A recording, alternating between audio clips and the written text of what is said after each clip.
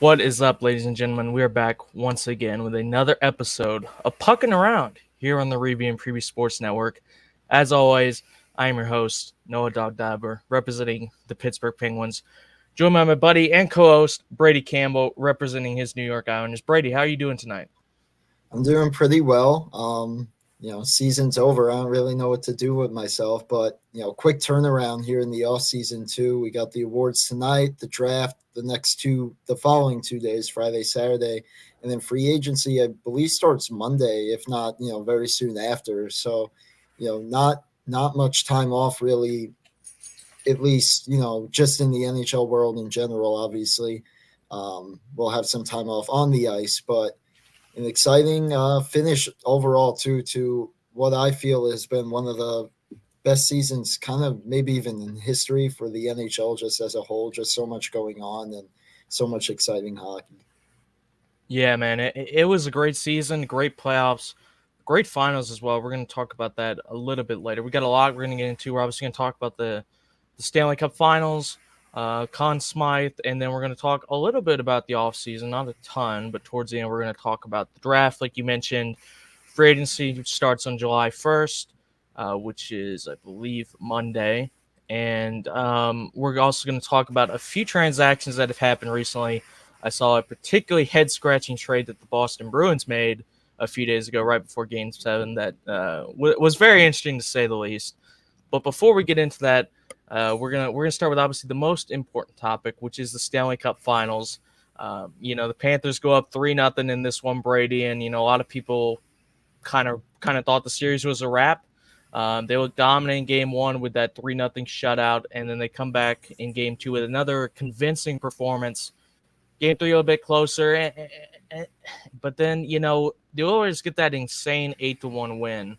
Borowski gets benched for 5 goals allowed, I believe it was. McDavid goes off for 4 points.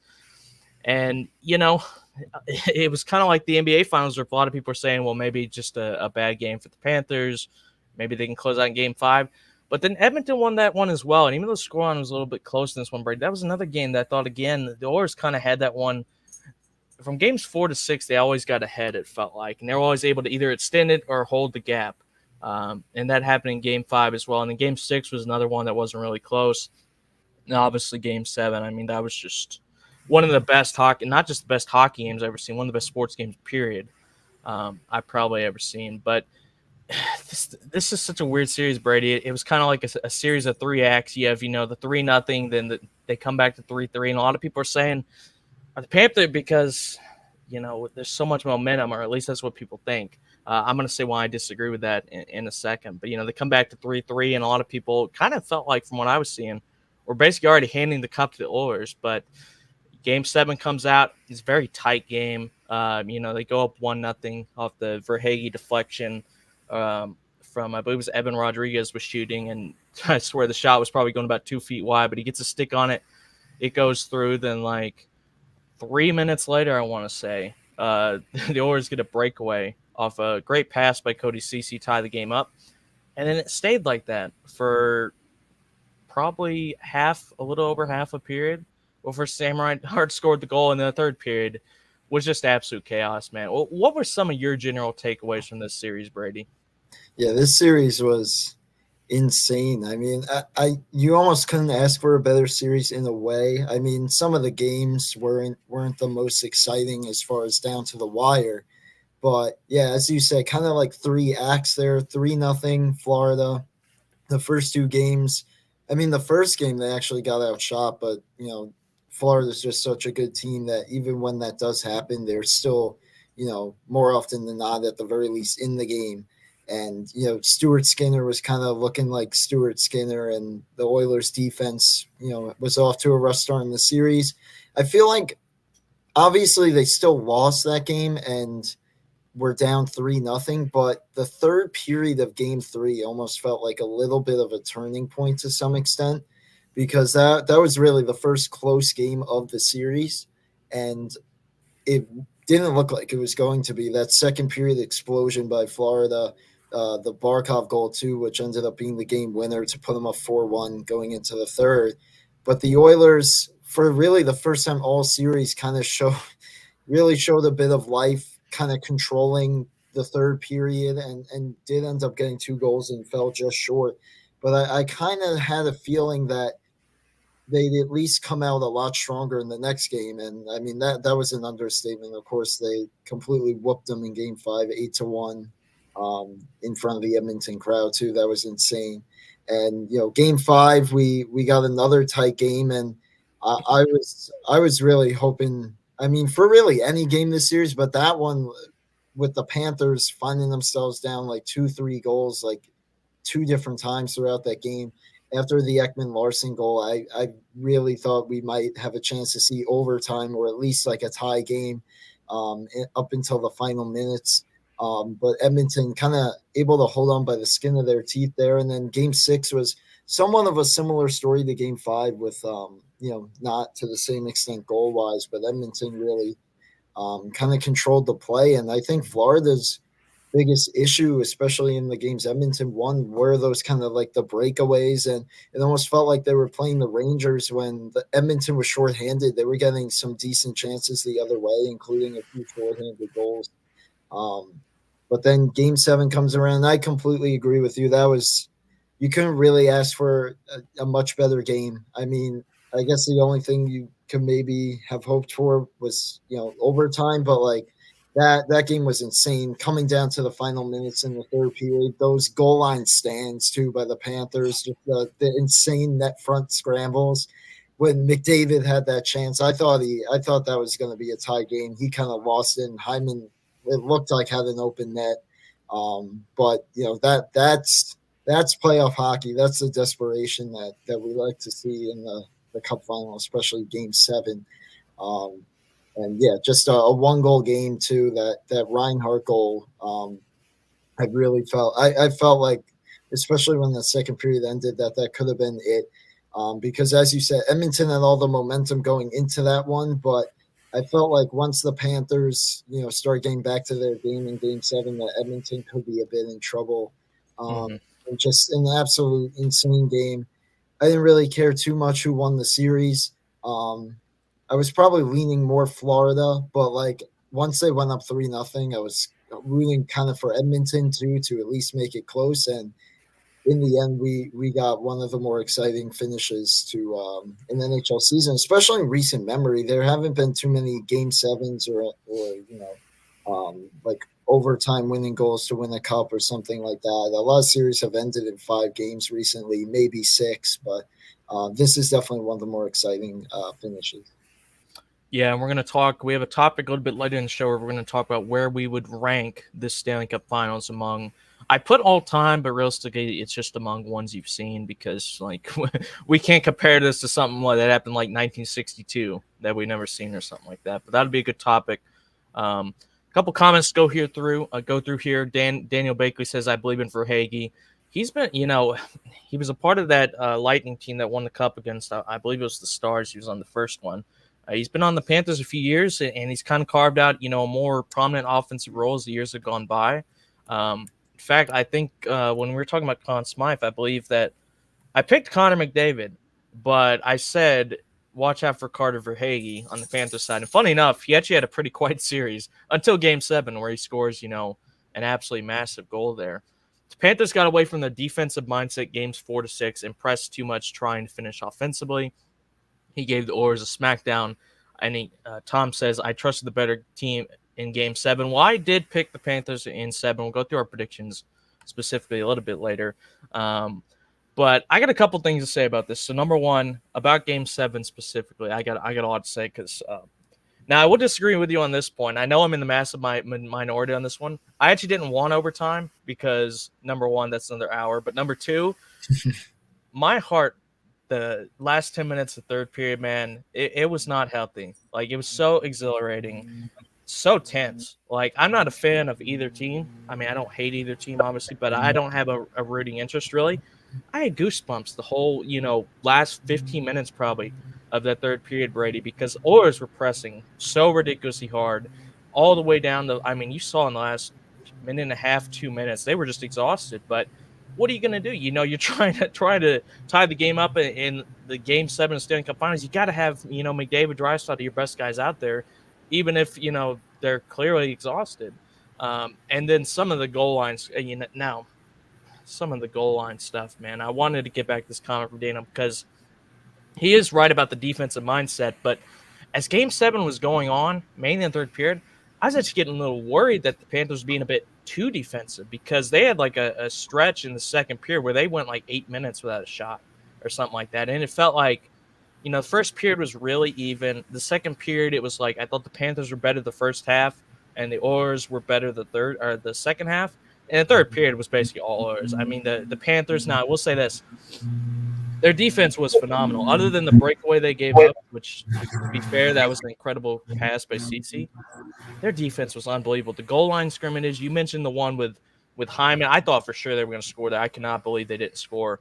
But a couple other things that I want to mention, and I mentioned this to you in messages a couple nights ago when this was going on. Number one, that penalty kill that they had.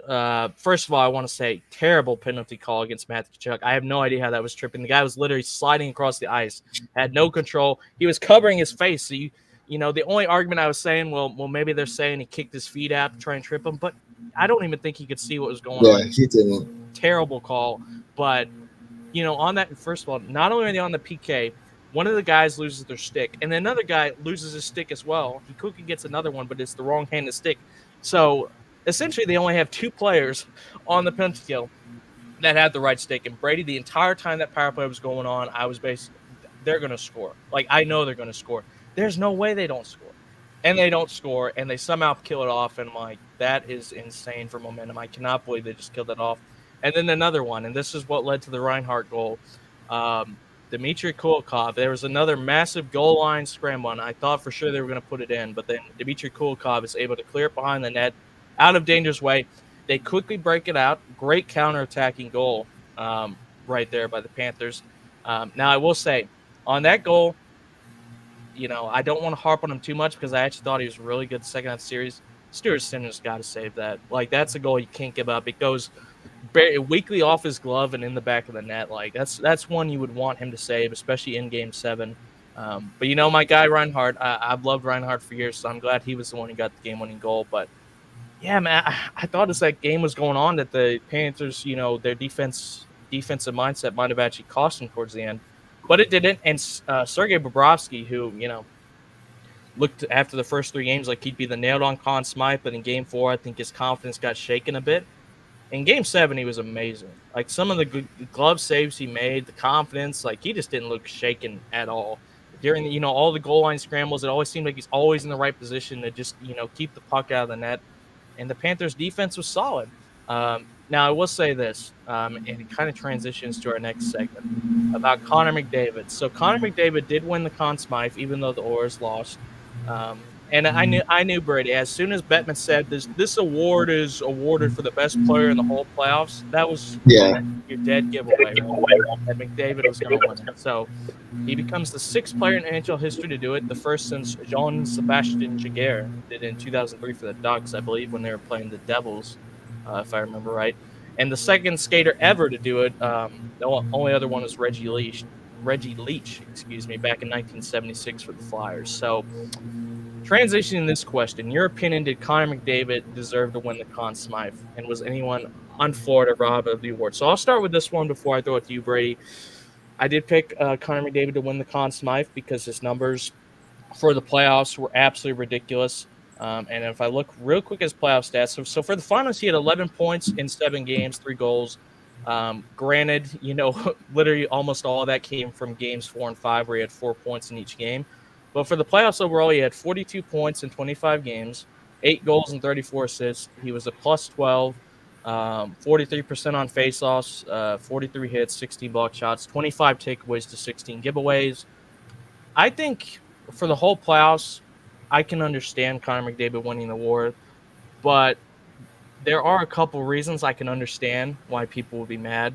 Number one, the first one that, I see mentioned, I saw Mark Messier and PK Subban both mention this in the second intermission, was that they feel that the Conn Smythe should be awarded to the member of the winning team no matter what. And they both said they thought Sergei Bobrovsky should win it. Number two, and this is kind of more what I lean towards because as we've seen in the past, it's not a requirement. that a player on the winning team has to win it. In my opinion, McDavid did so much through the playoffs that I can understand him winning it. But number two, it is kind of off-putting, right? When you give a Conn Smythe to a guy, and I know it's for the whole playoffs, but you give the Conn Smythe to a guy that was basically doing his best Casper the Ghost impression in Game 6 and 7. Like, I'm sorry, I know they won Game 6, but that was more Draisaitl, and Draisaitl was invisible most of the season. That was basically the only game he did well in Game 6. The rest he did basically nothing. But McDavid was really not a factor in Game 6. He was really not a factor at all in Game 7 either. Neither him or Draisaitl were.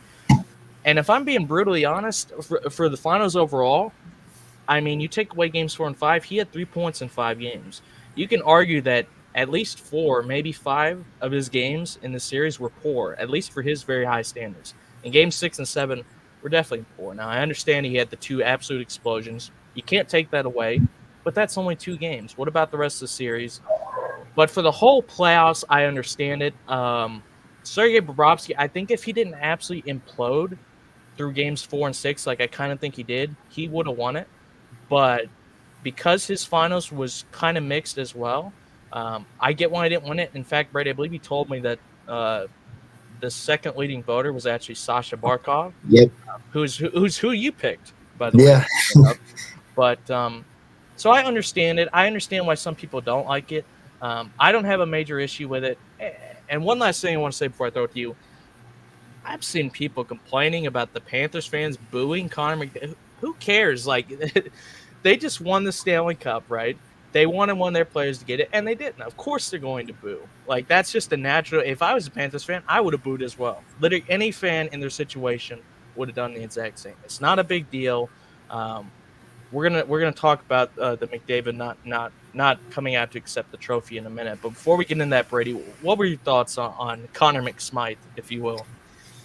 Yeah, so I think at least based on the criteria of playoff MVP, I think he was at the very least one of the most deserving, if not the most. So I don't really have a problem with it. It does irk me a little bit, I guess, that someone on a non-cup winning team, especially the team that kind of lost to them, won it. I mean, if anyone is deserving of it, it is him. Though I will say, obviously, if it was a cup final award specifically, I don't think he should have won it because, like you said, with Mm-hmm. basically the exception of those 2 games, he was just about invisible out there. I mean, when he's on the ice, but he wasn't getting the production done really, and the Panthers, shut him down, really as best as you can throughout that series. So, I mean, I don't really have an issue with it because at the same time, I'm not 100% sure if the Oilers are even here without him. Obviously, you got Leon Draisaitl, who had his issues in the cup final for the most part too. Also had injury problems, but and you have some other great players as well. But I don't even know if they necessarily make it quite this far, or even if they did make the cup final. I don't even. They might have gotten swept if they didn't have him. So I completely understand that. I don't know about robbery either because, like you said, I think Bob was the clear favorite up until Game 4, and then 4 through 6. I think even after Game 4, if he had like a great bounce back game in Game 5, he probably still would have won it. Obviously it was a very ugly Game 4, but especially bouncing back from that the way he could have, I think he would have won it. Uh, I guess I was a bit surprised, even though I picked him, based on the series results, that Sasha Barkov got second. He had a great series too. Obviously, the captain, he's a great 2-way forward, and had some big moments throughout the whole postseason too. Obviously, with the award, I would have thought maybe Bob overall because throughout the playoffs he was just outstanding too, not just the beginning and the end of the cup final. But yeah, I don't really have too much of a problem with it. And I mean, yeah, the Panthers fans booing. I mean, especially you also have Gary Bettman announcing the award, so they're already booing to begin with. That's what NHL fans do when he's out there. You boo. And obviously, I if I was a Panthers fan, I might be a little annoyed at that too. But looking at it non-biased, obviously whatsoever, I do understand it, and obviously, as you mentioned, there was the whole thing of him not coming out to get it, and that's kind of its own thing. But I, me personally, I do, but I don't. I feel like if I was in that spot, like just 5 minutes, 5 to 10 minutes after losing like the biggest game of my life, I wouldn't necessarily want to, even though it's a tremendous achievement in a way, I wouldn't necessarily want to go out there, especially in front of the other kind of team's fans and all that. It would feel a bit awkward, especially if they are booing, and obviously just having finished up a brutal loss like that to end the Stanley Cup final in Game 7. At the same time, though, I mean, it was really awkward with Gary Bettman. You could tell he was kind of like waiting to see if he was coming out. He was kind of just standing there like, what do I do now? But at the same time, it is a tremendous award to win the playoff MVP. Whether he deserves it or not, he was definitely one of the most deserving. And like I said, I don't know if Edmonton's in the spot without him. So, I mean, I think, obviously the kind of the respectful thing to do, I guess, for the league and the sport and all that, would be to go out and accept it. But at the same time, it's kind of a tough spot because I want to put myself in his shoes the best that I can.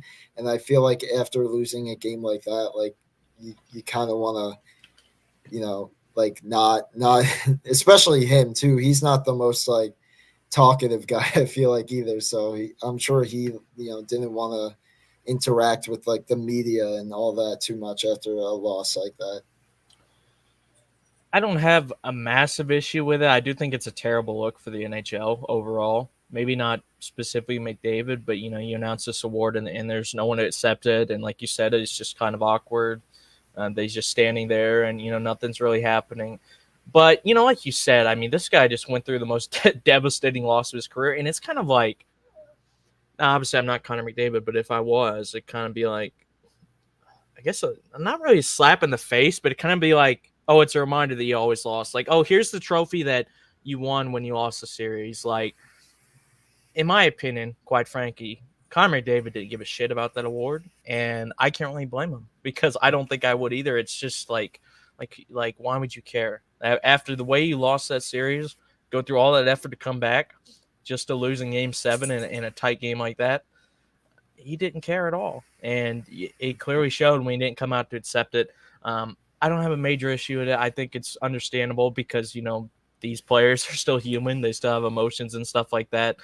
And I did read somewhere. Now I don't know if this is true, so I'm gonna preface that by saying that. But I did read somewhere that someone said they saw an interview where Connor McDavid said that the reason he didn't come out was because he didn't want to take away from the moment of the player or the Panthers players winning the Stanley Cup and stuff like that. I don't know if that's true. If it is true, I do respect that kind of thinking. I don't have a major issue with McDavid doing this, but overall, I do think it is kind of it's at best it's a really awkward look for the NHL. Mikey Bradley, who's a Sabres fan, says Jukka-Pekka Luukkonen will be holding up the Conn Smythe next year. Mark my words, fellas. I love the optimism, Mikey. Absolutely love it. Hard to really judge the situation not being there in person. Obviously, would have been nice to see him. I agree. I have seen him getting scorched, trashed by some people. I don't think it's that massive a deal. I think it's noteworthy. If people have an issue with it, fine. But I can understand it at the end of the day. But anyways, it's kind of just a little blemish, I think, on what was, in the end, a phenomenal Stanley Cup Finals. And, leading up this game, Brady, just in the pregame, I saw the guys, I don't even remember who was on the panel saying, this might arguably be the most important game in NHL history with, Connor McDavid, the generational talent, probably the best player of this generation, one of the best ever, looking for his first Stanley Cup. The other side, you got the 3-0 comeback as well. Could history be made there? First team to win it in the finals, coming back from 3-0 since the 1942 Toronto Maple Leafs. They were already the first team since 1945 to force a Game 7 being down 3-0. There was that as well. And obviously, you throw in Panthers looking to win their first ever Stanley Cup, Canada looking for its first cup since 1993. There were a lot of storylines, and like I already said, Game 7 was one of the best sports games I've ever watched. I mean, it's just absolutely exhilarating, right down to the wire. It's literally all you could have probably asked for, unless you wanted overtime. Uh, for what a game could be, it was just pretty much nuts all the way through.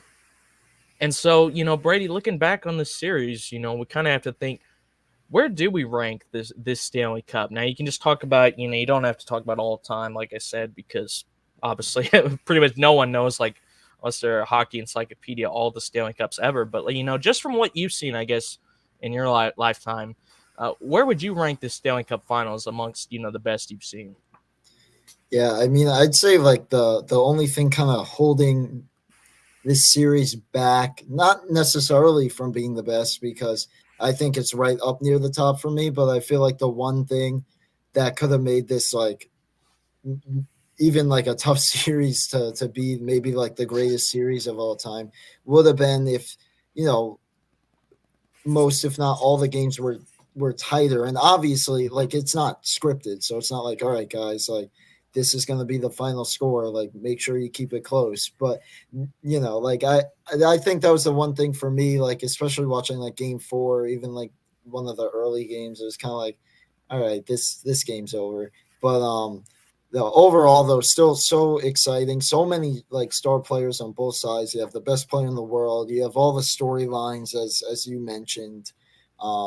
So I mean, I don't even know like the first final that I watched. I kind of remember like around the time when like the Blackhawks won in 2010, but obviously I wasn't watching it back then. Mhm. um I'd say like one of the first ones I watched, tuned in at least a little bit to, was probably like the 2012 Kings. Overall, I probably put this. Sorry, I'm just trying to run through all of them. I put it, I mean, at least top 5. I'd say at least top 3 too. The only other ones I could kind of put up there. I mean, hmm, I might put it 1 just because.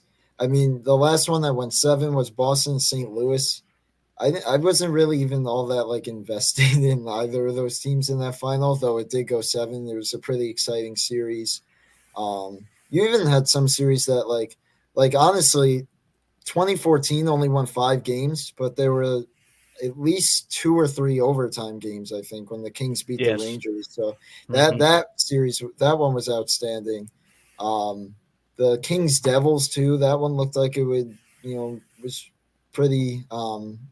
well in the hands of the Kings, and the Devils kind of made it interesting too. Um, yeah, I mean there's so many exciting ones.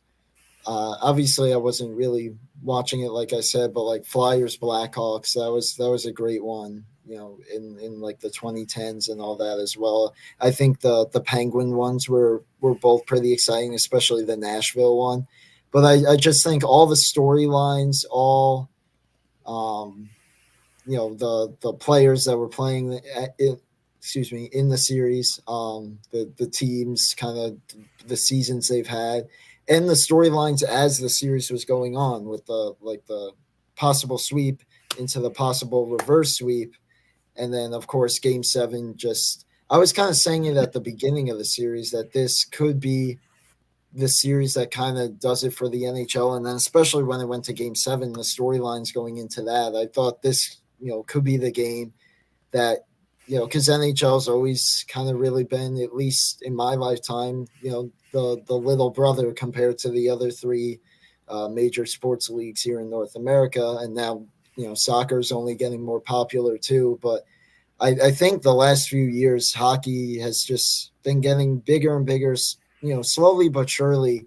And while I'm not saying this series and game like was a slingshot to making it, having it pass necessarily one of the other sports, but I think, a lot more casual fans or just sports fans definitely gained like more respect for it as well, and it's definitely piqued more people's interest.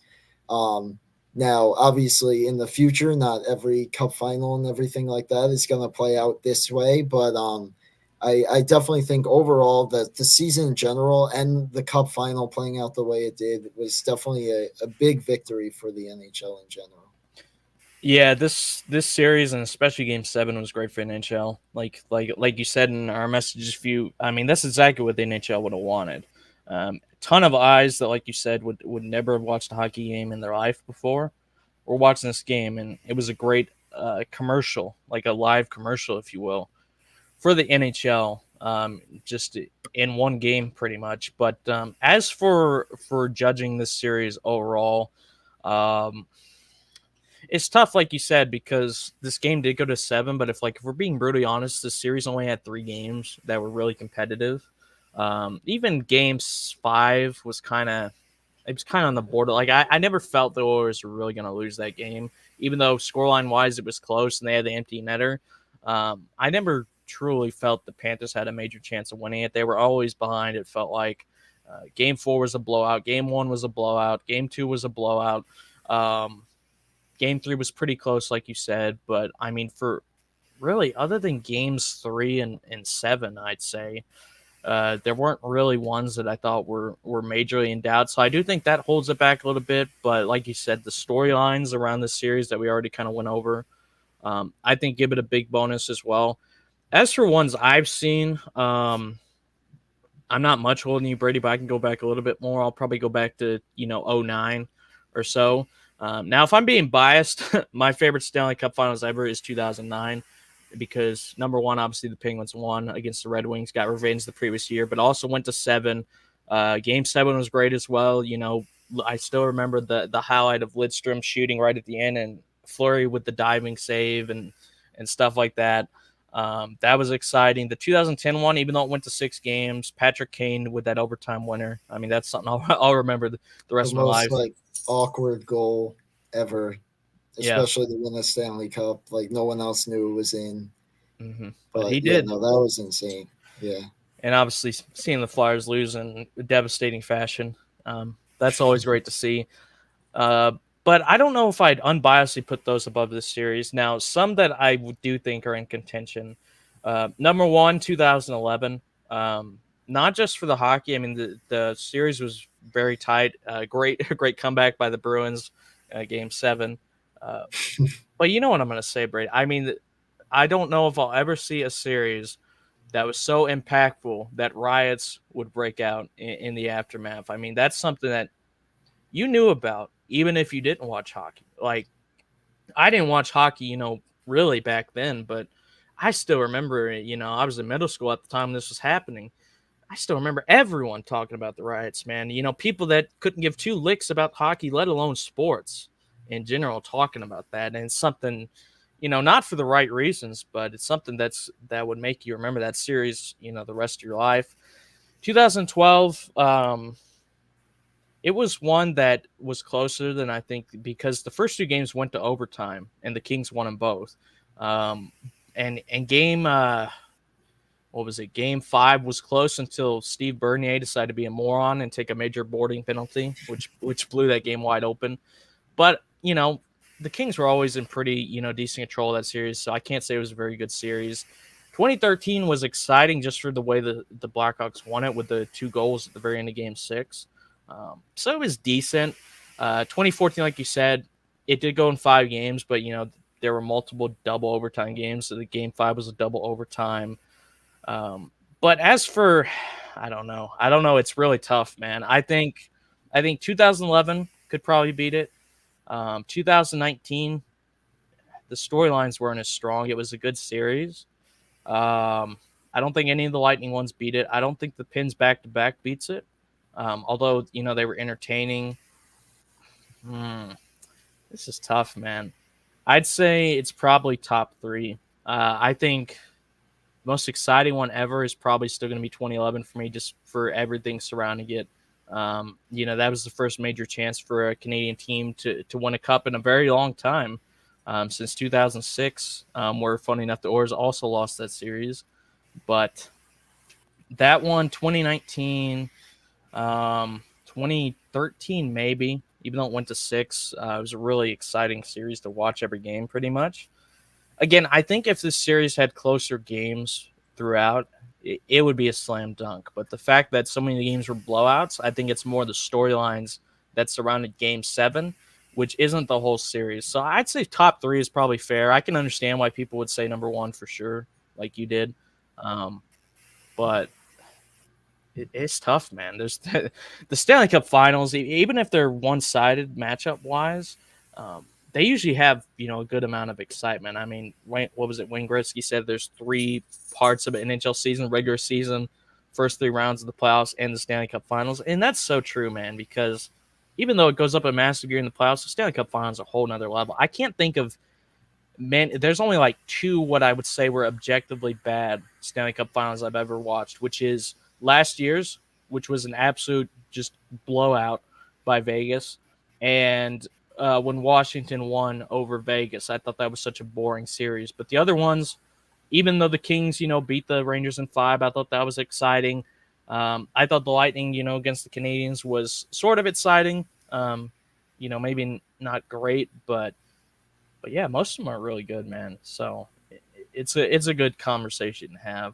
But it's a quick turnaround, Brady. And as we move on from the Stanley Cup Finals, first round of the draft literally starts tomorrow. So that's probably a major reason we would not want to do a show tomorrow, because everyone's probably going to be watching that if they're in the NHL. So Sharks won the draft lottery. They're expected to take Max Celebrini, who I'll just be up front and center, Brady. Usually I follow the draft prospects fairly closely to at least where I know like the top 10.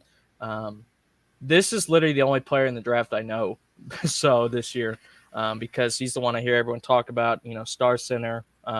He's pretty much consensus number 1 pick. I'll go ahead and throw the draft order up here as well. We actually had a trade earlier today where the Sabres traded with the Sharks to move up, or the Sharks moved up 3 spots. They have multiple first-round picks as well, so not just the first rounder. But, Brady, just any general thoughts you have about, some of these teams at the top of the draft here? Not too many. I'm kind of in the same boat as you as far as knowing the players. I feel like if I looked at the list of them again, I might be able to at least recognize some names. But other than Celebrini, I don't really know much of anything about the other guys. As far as the teams in the order, these poor guys, Celebrini and the whoever goes in like the top 3, at least whoever goes 3 has some at least nicer uniforms to wear. I like the new Ducks uniforms. I think them and the Kings did an overall good job with their rebranding. But yeah, the Sharks, the Blackhawks, the Ducks, I feel like they're there. At least the Sharks and the Ducks now have been there almost every year, right near the top. And the Blackhawks the last few. And I mean, obviously Connor Bedard was, he's going to be a star. Basically, he's just on the Blackhawks. But yeah, they keep drafting these guys like the Ducks get Zegras, Terry, all these young stars, and they kind of just don't surround them with anything. So I really feel bad for some of these guys, but I feel like the Sharks too. They're making a lot of moves. They brought back Barclay Goodrow, which I kind of feel bad for him. He was such a hero for the Rangers this year in the playoffs, and they kind of just got rid of him. And now he's back with San Jose, but I think that's a piece that could kind of help them maybe not be the worst team in hockey this year. But yeah, overall, I don't really think we'll see too much like trading going on in like the top spots. Of course, I think though, as we get towards like the middle of the first round or like, around pick 10-ish, definitely like tune in then to see, we could have some trades. And of course, there's always names thrown in there too of current players who could be moved or even like current free agents around that time, of course, because as soon as the draft ends, free agency basically starts 2 days later as well. Also, really quick, the awards are going on right now, and I have a few updates on that. So, shocker, Connor Bedard won the Calder, and Quinn Hughes won the Norris. Thank you. I was trying to find those and was was not having much luck. So I did see Quinn Hughes, um, which I think he deserved it. I mean, he was. Yeah. It's an offensive focused award, but he was the best offensive defenseman this year, and he's a beast as well. So I mean, even just in general, I think he's a good defenseman. Obviously, he's more offensively focused, but he's just solid overall. But yeah, um, you know, this is basically a crapshoot. Like because I don't know a lot about the prospects. I think it's great for the Sharks. I mean, the Sharks had a horrific, like historically bad season this year, but I think that's good for them to get another guy. I think Chicago, like you said, they already got Bedard in. I think you get someone else in at number 2. Anaheim's basically always up there. Same with the Blue Jackets, Montreal, Utah, with their first draft pick ever. So that'll be interesting to see. Any other standouts? The Devils top 10. I think they underachieved, so that they could get another good prospect in there that could help them. Sharks with a couple picks as well. But I want to, just briefly dib it to our teams here real quick. Maybe just talk more about, what our teams need in general, or what, looking at your prospects, your farm system. What would you like to have? And so they're picking number 20 because of a trade they made with the Lightning about a month ago. Um, Obviously, you don't know the players very well, but are there any positions that you look at, your organizational depth or whatever prospect pool, and you think they should try to focus on?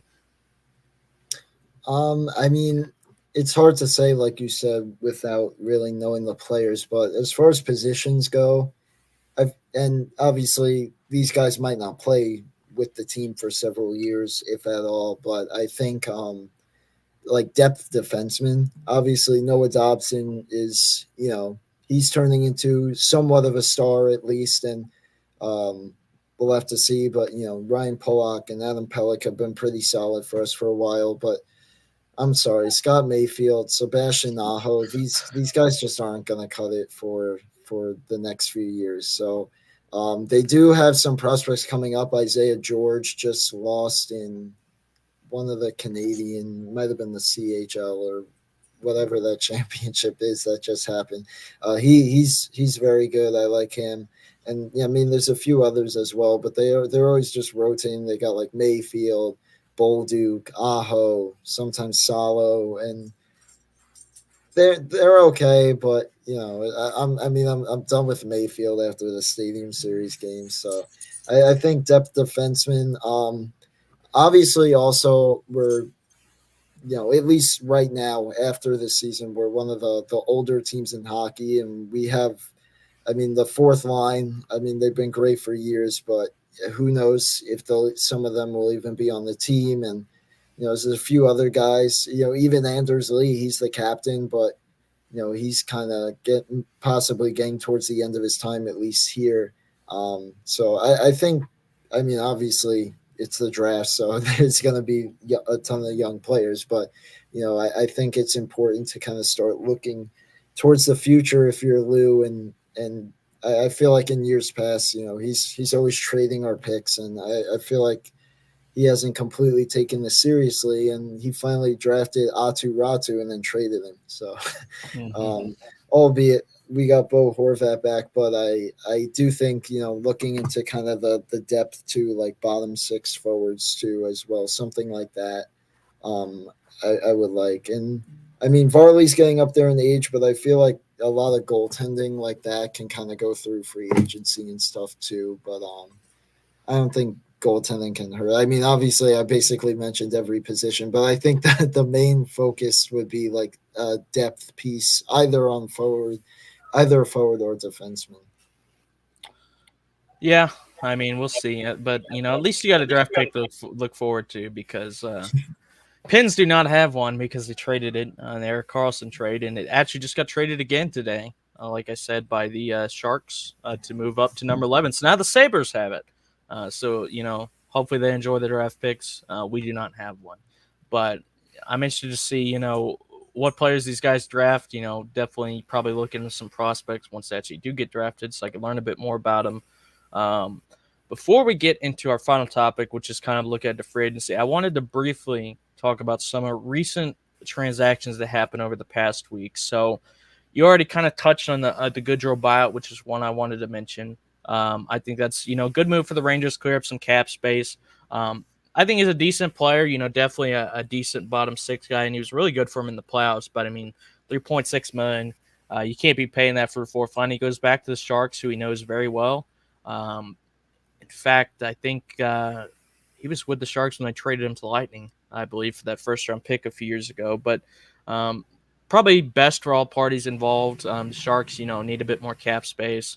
The Rangers need to clear it, and Barkley's going to a team that he knows very well, and maybe could be a solid bottom six guy for him. But I want to talk about some trades that have happened. So the first one I want to talk about happened on June 19th between the Calgary Flames and New Jersey Devils when they traded for goaltender Jacob Markstrom in exchange for Kevin Ball and a conditional first-round pick, either in 25 or 26. Now, I saw a lot of people, mainly rival fans of the Devils, kind of trashing on this trade, which I don't really get because, in my opinion, the Devils' goaltending this season was just absolutely horrific. They had like four guys they tried out, and none of them worked. Vanacek, he looked promising when they first brought him in, but he was not good. Akira Schmid was terrible. It wasn't even mid. It was just terrible. Like, everyone did not work at all. And Jacob Markstrom, he is a guy that I think he runs hot and cold. Like, when he's on, he's really good. But when he's off, he lets in a lot of goals. But I'd rather have, a guy that runs hot and cold than what the Devils had this year, which is absolutely nothing. And, that team is way too talented to be missing the playoffs, in my opinion, especially in the Metro, where I think past the top two, there's a massive drop-off. So number 3, which the Flyers are compete for most of the year, that's a major opportunity to snag that number 3 spot again for them. So overall, I think it's a good trade. I don't know a lot about this Kevin Ball guy. I assume he's a prospect. Says drafted second round 2018 draft, so some kind of prospect and picks as well, which is good for Calgary. They need to go into a hard rebuild, I think. But good trade, I think, overall for both teams. Do you have any thoughts on what you were thinking, Brady, when you saw the Devils got Markstrom? Yeah, I mean, I feel like the Devils, I mean, the Maple Leafs too, but the Devils still also, maybe not to the same extent, but kind of feel like Oilers East, where they have some star talent up front. And especially this past year, even the last few years to some extent, their goaltending just, there's a bit of a drop off when you get there. And as you mentioned, Schmid, had that great run in the playoffs against the Rangers 2 years ago, but, he's not really even close to that guy. And Vanacek, he can play decent at times, but to kind of have him as your starter through a lot of the season, and I mean, just last year it was awful. And Markstrom, as you mentioned, not necessarily one of the best goalies in the league, but when he is on his game, he can kind of be recognized up in like the top 10 goaltenders when he's really on it. So I think it was a good trade for them to finally at least get someone that has experience and is a very good goaltender, rather than kind of just I feel like too them and the Flyers they're kind of just like they have Schmid, they have Vanacek, and then the Flyers, like, they have Hart and I guess Urson, but like I feel like every time my Islanders would play them, I'd be like, who is this guy? They bring in like another goalie from the minor leagues. I feel like they were just rotating so many guys. So I think it was good for the Devils overall. And I mean, the Flames, Kevin Ball, I remember him a little bit from playing against the Islanders. He's like a big defenseman. I think it's a decent pickup for the Flames, who are kind of just in no man's land to some extent, kind of just mid in the Pacific Division. So I think he could bring a little bit of this, defensive depth to that team. Next one I want to talk about. We only got 2 more trades I want to talk about, but also on June 19th, we had a trade between the LA Kings and the Washington Capitals. The Capitals sending their starting goalkeeper, Darcy Kemper, over to the LA Kings in exchange for Pierre-Luc Dubois, who, man, that guy the last 2 years has just had it seems like controversy after controversy surrounding him. I mean, talented player, but the way he left Winnipeg was an absolute shit show, and he spends 1 year with the Kings, and he's getting traded again to the Caps. So this is an interesting one, I think, Brady, for the Kings, because Cam Talbot, I think, has been pretty good for him the past couple of years, but he's 36 years old right now. I'm not certain on his contract situation, but regardless of that, 36 years old, he's getting on up there. You need to kind of think about a future guy. Darcy Kemper, I'm just going to check real quick. He's no spring chicken either. 34. So I don't know. He is good. I've liked what I've seen from him the past couple. He wasn't as good this season. I think he really struggled, but he was starting the previous 2 years for that. First with the Caps, but he was also with the Avalanche back when I believe they won the Stanley Cup. I think he was on that team. He was their starting goaltender during the regular season. He has experience. Almost 400 career NHL games played, 914 career save percentage. It's good. I don't know if he's going to be the starter. I don't know the situation there. I think Cam Talbot hasn't exactly done anything to lose his job or anything. Rittich was their backup this season. He's a little younger, but other than a decent stretch, I remember with the Flames, nothing special. So I guess at worst, it's a decent backup acquisition for them. Now for Pierre-Luc Dubois, he's 25 years old. I think he's very talented. Like, this is a guy at his best, can definitely score 60 points, which he's done 3 times in his career. And last year he had 40 points, 82 games played. Talented guy. The question is, what baggage are you getting with this guy? Because I swear, it seems like there's so many stories surrounding this guy, about, questioning his work ethic and character off the ice and stuff like that. I think talent-wise, this is a great trade for the Capitals. The question is, will it work out? Because Caps are in kind of a weird situation as well, and now they're adding in a guy that definitely isn't. He has his issues as well, let's say. So this trade would surprise me a little bit. I can't really say who I think will win this trade because I think it's a question mark on both sides for me. I think it could work out great for the Caps. It could also be a complete disaster. I think there's less risk for the Kings, but I think there's way more potential reward for the Capitals. So I guess, no risk, no reward, pretty much in that regard. Did you have any thoughts about this trade here, Brady? Yeah, I kind of agree with you. I think overall it's a solid pickup for the Kings. Talbot and Rittich, they were a solid duo last year, leading the Kings to the playoffs. But I do think overall Darcy Kemper, like you said, getting up there in age and maybe didn't have the best year last year, but he's a solid, at least a fringe starting goaltender. I feel like for the majority of the NHL. And when he's on, he's kind of like Markstrom. He's a very solid starting goalie too. Obviously with the Avalanche teams and spent some time in Arizona too. Obviously not the best team, but he put up some semi decent seasons there too. So overall, I don't think it really hurts the Kings. Obviously that could change, but I doubt it. For the Capitals, this is something, as you said, it could be really high reward because I agree with you. I've been a fan of Dubois on the ice for the most part, for a majority of his career, even dating back to his time with Columbus. But he wanted out of Columbus. Now, obviously, they're never really that good. Gets to Winnipeg, got out of there, now on LA.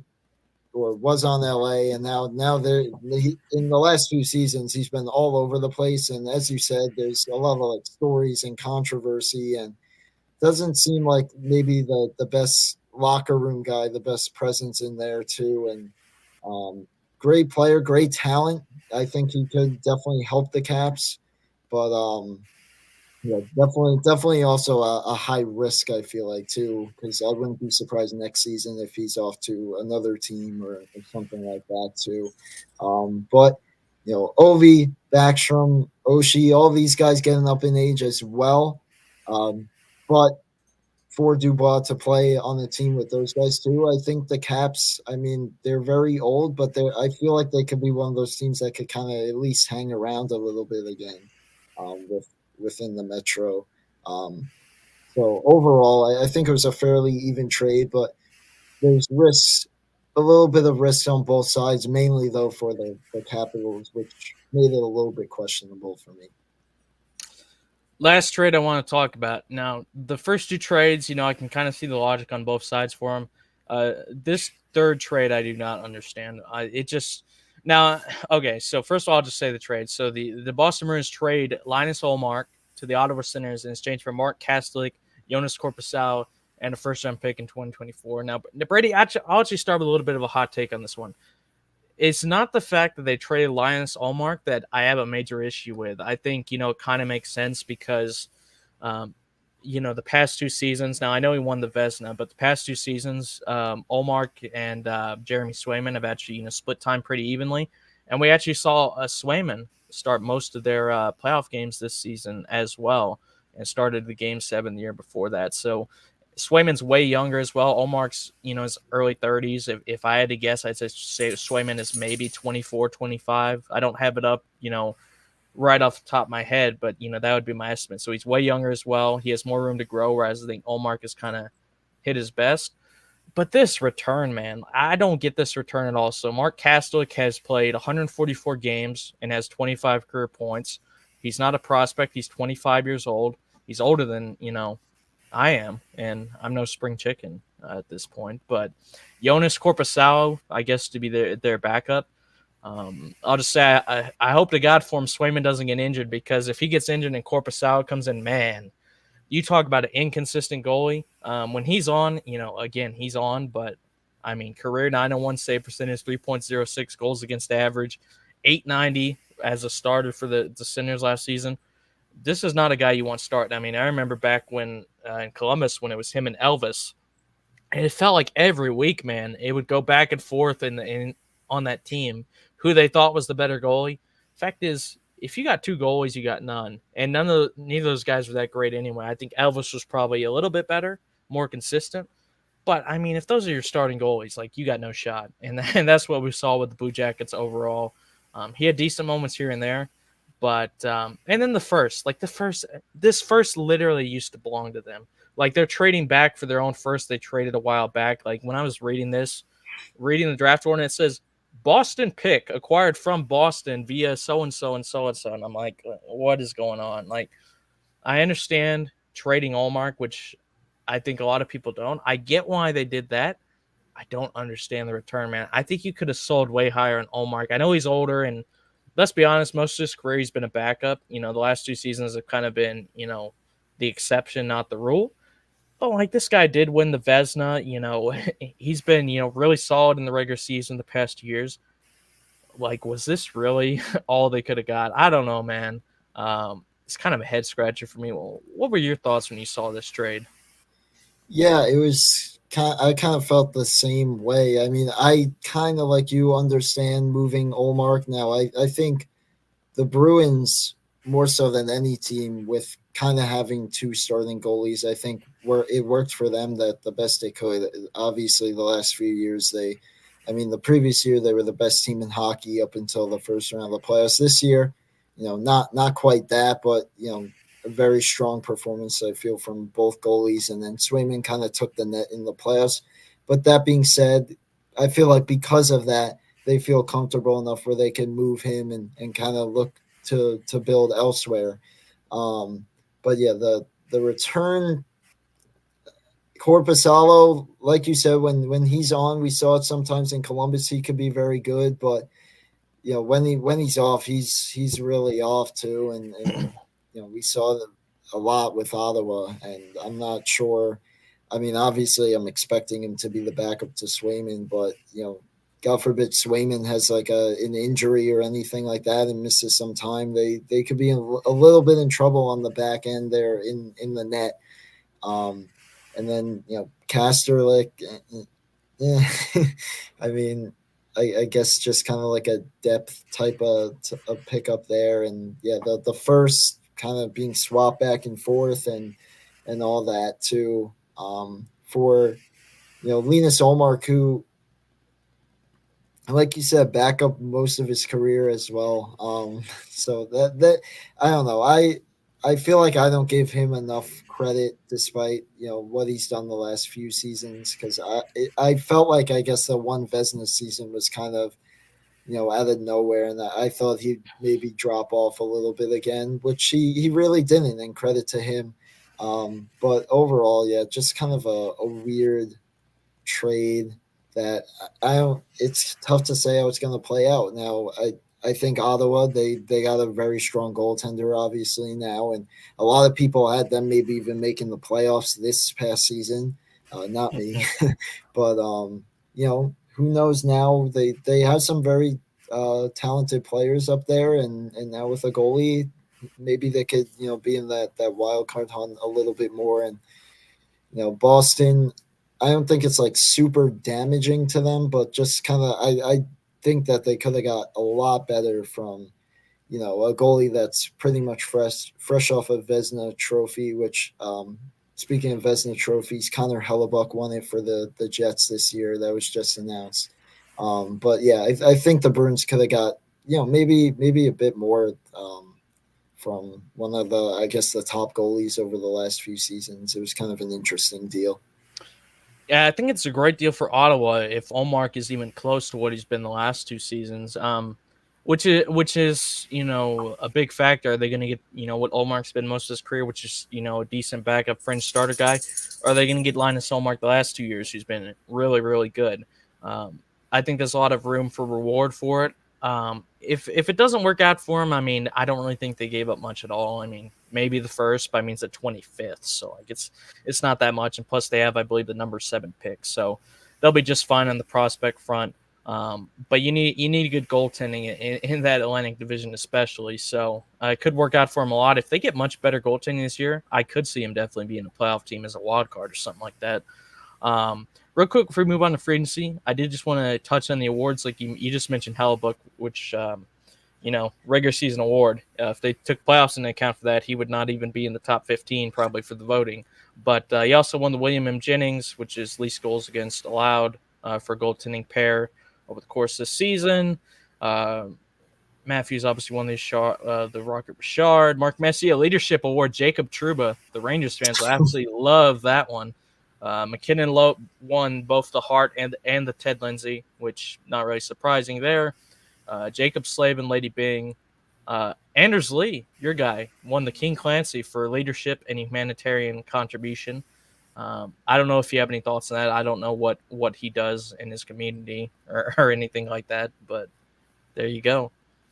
Yeah, no, he's definitely involved a lot on the island and all that too. And I think he has kind of like a cancer type foundation. I think it's like a Can Jam type of event too for that he hosts a lot too. And he's overall just on and off the ice. I mean, I think he's a great leader, and he's a great guy too. Like I said, he's very involved in a lot of like events too around Long Island. So, I mean, I'm sure there are a lot of other guys too, very deserving as well. But I'm happy he got recognized for that. Good player too. Kind of an underrated player. Some other awards you already mentioned. Hughes winning the Norris. Rick Tocchet, another Vancouver Canuck guy, won the Jack Adams for best coach. Makes sense. Barkov, what a surprise, won the Selke Trophy. Probably the least surprising trophy I've seen. And you already mentioned Bedard. I don't really see any other ones. Connor Ingram of the Arizona Coyotes won the Bill Marston for perseverance, sportsmanship, and dedication. So good for him. And then the other ones are just team awards, and obviously Art Ross was Kucherov. So I think that's all the NHL awards. Could be wrong. But last thing before we kind of hop off here for the night, Brady, I wanted to briefly touch on free agency. Some of the top guys available, I got it up here. Gensel, definitely hitting the market, was a rental for Carolina. Sam Reinhart, they need to re-sign him at all costs. That guy's just an absolute beast. A couple interesting ones. So number one, Steven Stamkos. I was reading something earlier today. It does not sound very promising that the Lightning are going to be able to keep Steven Stamkos. He's not the guy he used to be, but I mean, he still had 81 points last season at age 34, so he could definitely still contribute, especially on a contending team. We'll see what happens there. Patrick Kane was point per game before he got injured. I've actually heard a lot of rumblings that the Rangers are interested in trying to get him back if they can, which would definitely be, I think, a good signing for them. Other guys, Marchessault, Pavelski, Tarasenko will definitely be hitting the market as a rental from Florida as well. Defensive-wise, I don't really see a lot. Top guys I see are Shane Gostisbehere, Brady Shea, and Brandon Montour. So just not a lot on that end. There might be a few goalies. I'm not seeing any on this first page here. Brady, do you have any thoughts on, potentially some good free agents that teams should go after, and maybe some guys on your own team that might have expiring contracts that you either want them to re-sign or you want them to hit the road as well? Yeah, I think this free agency could be a very interesting one. You mentioned some names. I mean, of course, Stamkos and Kane. I guess I'll start with them. They're obviously, getting up there in age for sure. But I agree. Kane is coming up or was coming kind of off a bit of an injury, but I think both of those guys, as you mentioned, can definitely contribute, especially on the contending team. There's still some of. I mean, I almost feel like they're now some of the more not really underrated guys, but then because of the teams they've played on and all that, and Kane kind of, um, getting hurt a few seasons, I almost get that feeling, but I still think they have a lot left in the tank. You mentioned Jake Gensel. Um, Obviously, I think he could fit in on a contending team, especially who's looking for top to middle six scoring. I think he'd fit in perfectly there. Defensively, you mentioned Montour. Obviously fresh off a Stanley Cup. I wouldn't be surprised if the Florida Panthers kind of go hard to try to keep him, but I could also see a lot of other teams trying to get in the mix for him. Um, and there's just so many names out there too. You mentioned Marchessault and so many other guys. I think this is going to be a very. I mean, free agency is always active, but like a very interesting one because, like you were saying, like I don't really hear too much going on. I thought I heard middle of the playoffs that the Rangers might be interested because they were kind of interested in trading for Jake Gensel, and obviously he went to the Canes. And I thought I heard that they might be interested in now trying to sign him, but I haven't really heard too much like since then for really anyone. So I'm kind of excited. At least me personally, I feel like I'm kind of going into this a bit more blind. I mean, as an Islander fan, I'm used to having expectations of getting players and just not.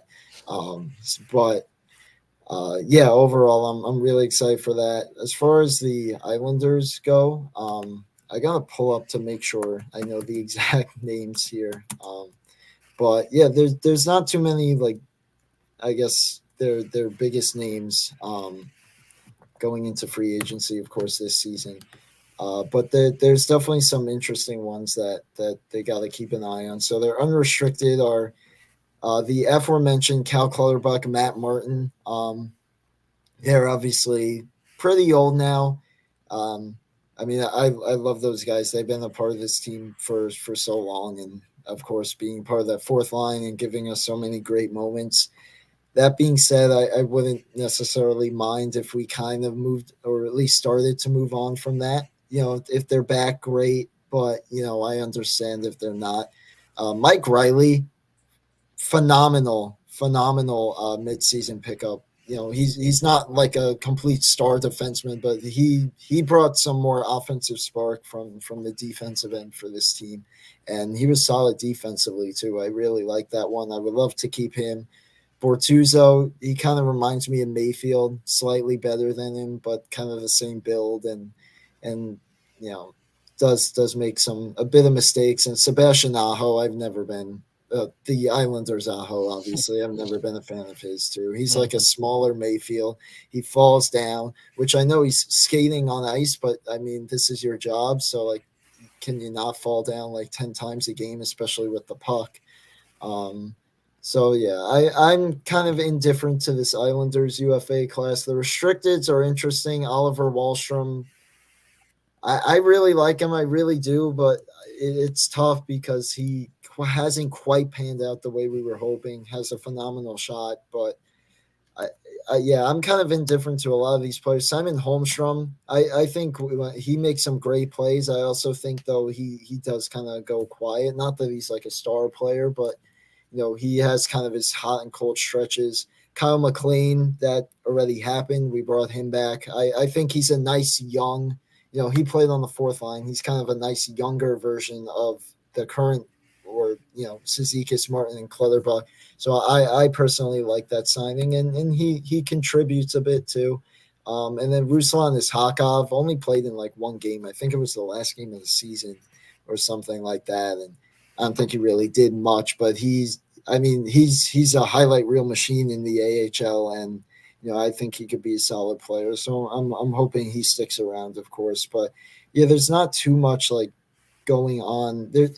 in Islanders land that I'm like super invested in, I guess, as far as our current roster. I'm more interested, I guess, in seeing who they bring in, which I don't have my expectations too high, but we'll see, I suppose. And especially with Lou Lamoriello, I've learned at this point to just not really have any expectations. Hopefully, be surprised when he announces all the signings in late August. Yeah, this free agency, I think there's a lot of really good, like really solid pieces for teams, but there's outside of like top four guys, there's really not a lot of star forwards, and I don't think there's really any star defensemen or goalies out there, obviously. So, but I'm interested to see where guys like Stamkos, Marchessault, and Kane, and there's someone else I'm already blanking. I think the Panthers will definitely re-sign Reinhardt. So I'm not really counting him, but there are definitely some top line forwards I'm interested to see where they go. Um, Pens don't have to worry about anything this season because they're not going to sign anybody, and if they do, it'll be like some guy that's 38 years old to a terrible, overpriced contract. Um, don't have really any expiries that haven't really been resolved at this point that are really that important this season. But next season, Sidney Crosby's UFA, so this last year of his contract. Going to be interested to see if he makes it out. If they try to trade him, if they're having a bad season, something like that. That'll be interesting. But yeah, I think it's gonna be a pretty boring free agency for me. But I'm excited to see where some of these guys go.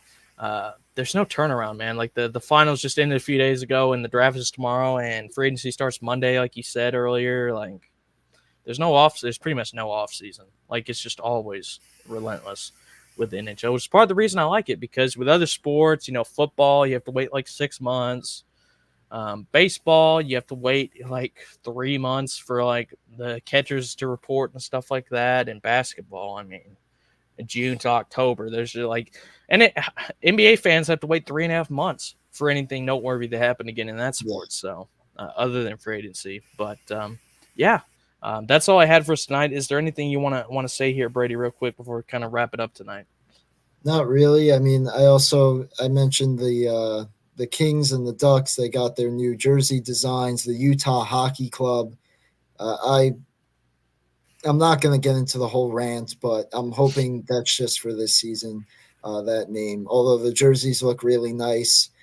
Speaking of jerseys, I can't wait for like Barzal to have a breakaway and the logo falls off the front of it because Fanatics released all the designs, which other than the three aforementioned teams, every team's jersey basically looks the same as it did with Adidas. But we'll see what the quality's like, especially with Fanatics kind of taking over with Nike and the MLB and all the controversy that's caused. So, but a lot to look forward to. Draft, free agency, and then I'm sure before we know it, too, training camp will be here. So definitely exciting times, an exciting time in general to be an NHL fan. I think after this season, going into next season, maybe not so much for my team, but for the NHL as a whole, this might be the most excited I've ever been for kind of a season following the previous one. Definitely, man. And we'll be back in a few weeks. Don't have an exact date, but once free agency kind of settles down a bit and we know where the main guys have gone, we'll come back with the free agency recap show to recap what went on. But until then, congratulations to the Panthers on winning the Stanley Cup. Congratulations to all the NHL award winners. And next season, I mean, let's just hope it's even better because the last 2 years have been remarkable. And Game 7 was a massive win for the NHL, so I hope that it only goes up from here. But that remains to be seen. We'll come back in a few weeks to talk free agency. Until then, from myself, Noah Dog Dibler, and my co-host and buddy Brady Campbell, this has been another episode of Puckin Around here on the Preview Sports Network. Stay safe. Hopefully you have a good off season and keep pucking around. We'll see you next time.